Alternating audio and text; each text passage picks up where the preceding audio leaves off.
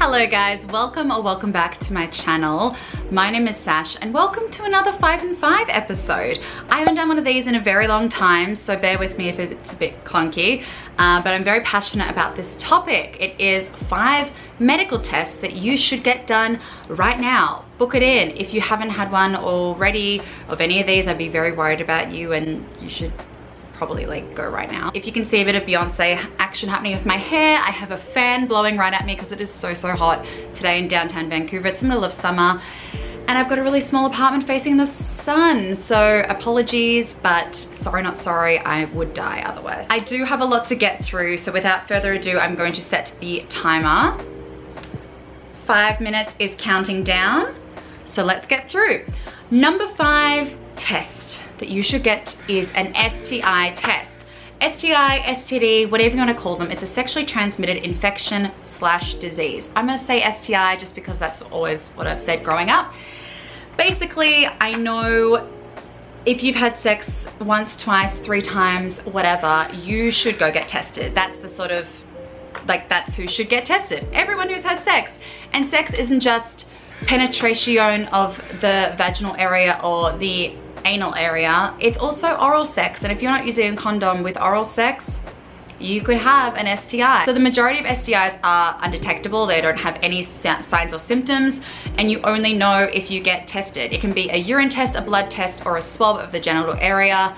Lots of fun, but if you do it regularly, that's an awesome peace of mind for yourself and respect for your partner or new partner.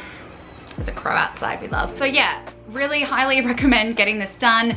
I know in Canada and Australia it's free. I'm not sure about other countries. I know I have a lot of US viewers, and I'm sure you can go to Planned Parenthood or something like that and just Google your local GP and just see how much they charge. I believe you need to have health insurance. I'm sorry about your health insurance. I don't think it's great, your healthcare system, I'm sorry. Yeah, I know for an Aussie living in Canada, it's free. Me being an Australian, it's free. Also, if you've been using condoms, how do you know if it's not broken or ripped or anything in your time? Just get one and yeah, just save yourself a lot of stress later on, because things that are left can get worse and worse and worse, as everyone should know.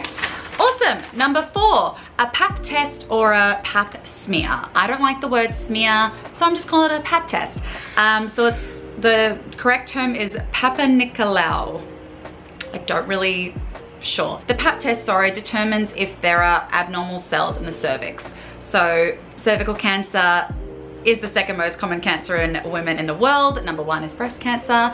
It is most effective way for testing. There is no other way that's as good as getting a Pap test. So in BC, where I live right now, women aged between 25 and 69 should be screened every 3 years by their GP. In Australia, it's between the ages of 25 and 74 every 5 years. And in India, I know I've got a lot of Indian viewers out there. Hello, I see you. Like anywhere from 21 years and over, you can get tested every 3 years. And I know in Canada, it's free. It was free for me here, and back home it's free. In India, it's around 12 Canadian dollars or 750 rupee. And 1 out of every 5 women in the world who has cervical cancer is an Indian woman. That stat is horrifying, and when I was looking up my research, I found that, so I know I've got a lot of Indian viewers, so just be aware of that. There's no shame in it. It's literally just getting a test like any other. It is a bit uncomfortable. I will not lie about that. I don't really love having my legs up in stirrups, but the GP has to get that little thing in there and scrape your cervix to get that swab to send it off to get tested. So of course, it's a little bit uncomfortable and squeamish, and depending on your anatomy, sometimes you have a tilted cervix and things like that. It can be really uncomfortable, but they know what they're doing. They're probably doing at least one once a day. Just get your Pap test, ladies, if you haven't already. It's super important, and it's such an avoidable cancer. It's so avoidable. Number 3, a blood test, just a general blood test. How much time do I have left? I've got a minute. Blood test, you can test for anemia, nutritional deficiencies, infection, cancer, bone marrow problems. Like, you can diagnose diseases. You can see how well your organs are going. You should get them yearly. Usually results are in 24 hours. Just get some blood tests. It's a needle. It's fine. Number 2 is skin cancer screening, or mole checks as we call them in Australia. It isn't a formal screening program. Like a Pap test is or anything like that, but your GP can do this. They can look at moles and see if there's questionable ones. If you have a history of skin cancer in your family, definitely go to a dermatologist. I was referred to one here. I had to wait 6 months for it, which is a bit of a pain, but the UVs aren't as strong here as they are back home. So he checked my whole skin and they're fine. There's not ones that I should be worried about, but if I was living in Australia, it should be a yearly thing. If you are in Australia, go do it. It often appears in the torso for men and in the legs for women, so be aware of that. And just wear sunscreen, guys. It's super important. And number one, as my time is going off, is go to the dentist.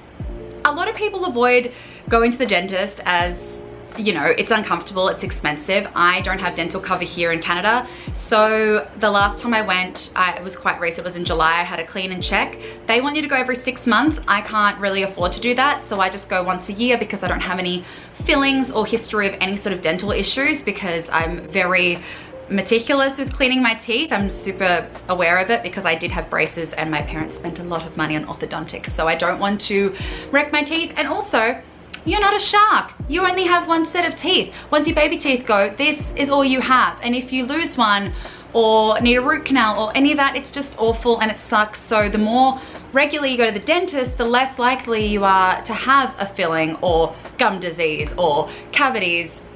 What other things? You can have oral cancer.